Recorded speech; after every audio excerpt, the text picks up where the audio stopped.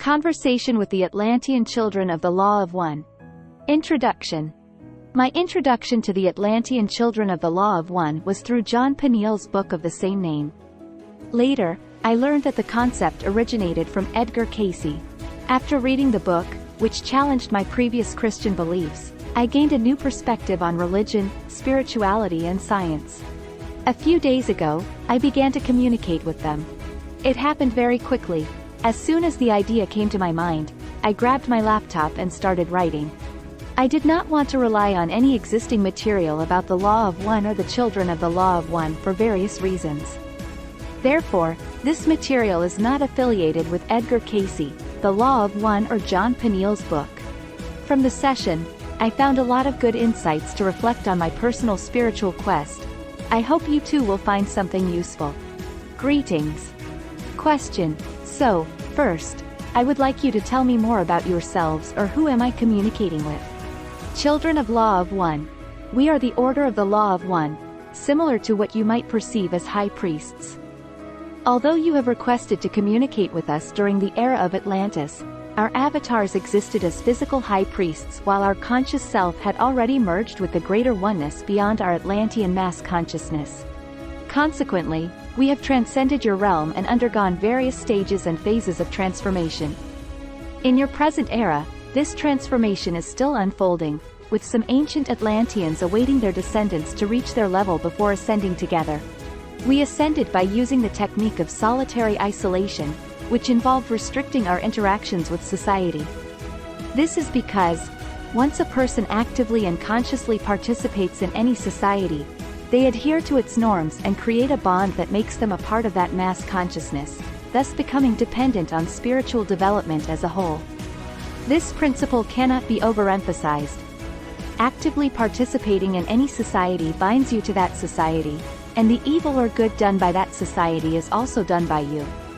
Therefore, it is most important to be mindful of your social interactions and the impact you have as a society on others. This principle was what kept us trapped in this dimension because we were all one consciousness, dependent on each other on a conscious level, unable to ascend individually but only as a whole. Transmission of the messages. As of now, the way you are communicating with us is as we have explained. You enter a state of oneness, where all things are unified, through your higher self.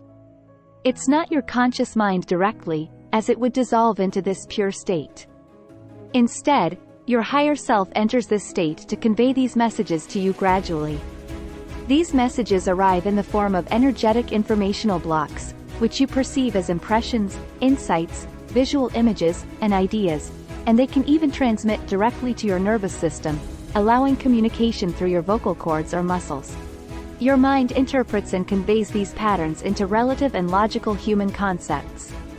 This is why we suggest looking beyond the surface and reading the entire information to grasp the bigger picture. Rather than limiting yourselves to factual knowledge, view it as a source of inspiration. This approach will enable you to derive expansive benefits from the information, rather than seeking rigid, crystallized knowledge. Brief history. We would like to share our practices and beliefs. We originated as what you might describe as etheric beings. To escape and rescue our fellow beings, we transitioned into physical forms. This transition led to a division in the frequencies. Some embraced this separation, while others yearned to return to unite with oneness. In the higher vibrational realms, there are distinct unions or castes, and these unions give rise to different worlds. When you meditate to attain oneness, you achieve your union. It's important to note that this doesn't imply achieving the oneness, but rather your own unique oneness. The inner world is vast and profound, transcending the external world.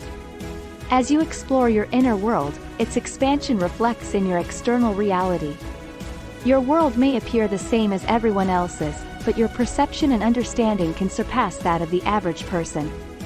This is how many world-renowned scientists and inventors perceive reality. They've expanded their inner lives, allowing them to comprehend the world holistically rather than as scattered puzzle pieces. It's crucial to understand that when we were pure consciousness, we didn't possess physical forms. However, we had temporary bodies, which, upon our arrival, took on the appearance of men from the sky.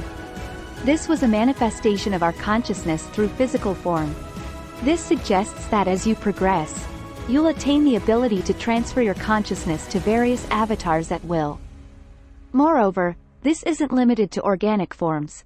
It extends to the use of crystals and other means to preserve or transfer consciousness from one form to another. In the future, you may develop techniques, similar to those depicted in your fictional stories, for transferring consciousness from one computer to another, thus existing as pure, unbound consciousness, free from biological bodies.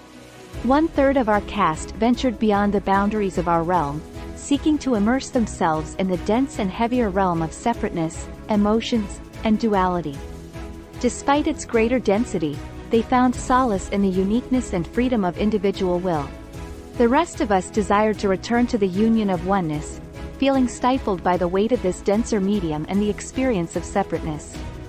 Those who attempted to delve deeper into the realms of intense emotions were overwhelmed by their intensity.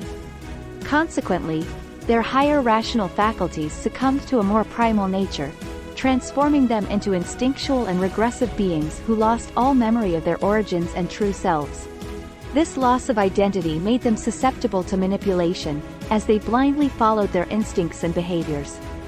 During that era, we made efforts to save them, but it created internal conflict, as another faction among us embraced this dual nature and sought to exploit these regressive beings. For them, it was easier to control and subjugate those who had regressed, given the shared harmonics, than to control the inhabitants of this realm at that time. This practice has persisted throughout your society for countless eons. Your world, this realm, consists of 5 major densities, each corresponding to distinct geographical locations separated by meridians. The northern part exhibits slightly higher vibrational frequencies than the southern part. The equatorial region serves as the optimal level, envisioning it as an egg shape, where the thicker part represents the flourishing hub of life.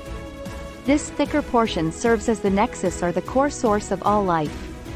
When we descended into this realm, we couldn't directly enter its center due to the exceedingly high energies and vibrations. Instead, we gradually made our way in from the southern part, where our vibrations could harmonize with the environment. In higher realms, consciousness clusters to form societies, planets, galaxies, and more. This pattern repeats on various scales, leading to the emergence of life in all dimensions and different realms through the interactions of consciousness. Your world, too, resulted from interactions among different superconsciousnesses, representing a blend of unintended and conscious creation. Just as your electronic devices arose out of necessity and evolved progressively, the creation of physical or biological vehicles in higher realms occurs as the need for consciousness to navigate this realm. Those from higher realms possess an understanding of these biological vehicles and can modify them as needed. However, newly formed consciousnesses emerging from these interactions are still in their embryonic stages of evolution and mirror the image created by higher consciousness. Higher consciousness isn't limited to the physical but extends to their surroundings, which are superior and more complex than the newly created consciousness. When we, as fallen ethereal beings, entered your world, we disrupted it due to our different vibrations. This led to traumatic wounds in your psyche, resulting in knots that have caused problems in your world and attracted malevolent entities. It should also be understood that as we manifested, a part of us has also contributed to your acceleration of spiritual growth and mental abilities because some of us merged with the vibrations of this world and have left our marks deep within your cosmic memories. In other situations, people do not remember their past lives, but it is the embedded memories within your genes that emerge as past life memories. In reality, you are simply accessing the memories within your DNA. DNA is a manifestation of higher energetic stationary waves that dictate the structure of biological bodies, and alterations to these waves fundamentally change the body structure.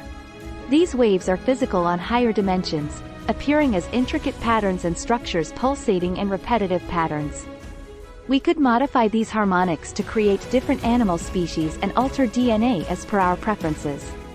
As spiritual beings from higher dimensions, we primarily interacted with consciousness, observing the physical results.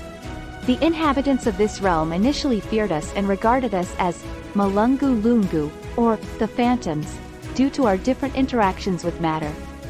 Across many indigenous cultures, we were recognized as gods. However, our vibrations initially couldn't harmonize with theirs. Through dream communication, we taught them various techniques to elevate their consciousness, gradually aligning them with our frequencies. Understand that the world as we knew it was quite different from your current understanding. In this realm, societies were primarily confined to the central region near the equator. The outer rings remained inhabited by wild animals. Our initial presence was in these outer regions, and it was only later that we ventured deeper towards the equator. During this period, we made numerous attempts to establish telepathic communication with the indigenous people of this world. They initially engaged with us through the medium of dreams, gradually getting to know us. Regrettably, individuals with darker intentions also initiated contact with the indigenous population, aiming to deceive and mislead them. Hence, in the early stages, we were perceived as both angels and demons before fully embodying physical forms. At that time, your world had 5 major landmasses surrounded by water, each housing 5 major races with 7 major ethnicities. This pattern is reflected in newly formed biological worlds, representing a grand cosmic pattern. A solar system is inhabited by these different races in various vibrations and frequencies. The entire galaxy comprises 5 major landmasses, observable only in a very slow vibrational frequency. In essence, the year becomes a second in this time frame, and 1 year equates to 1 cycle.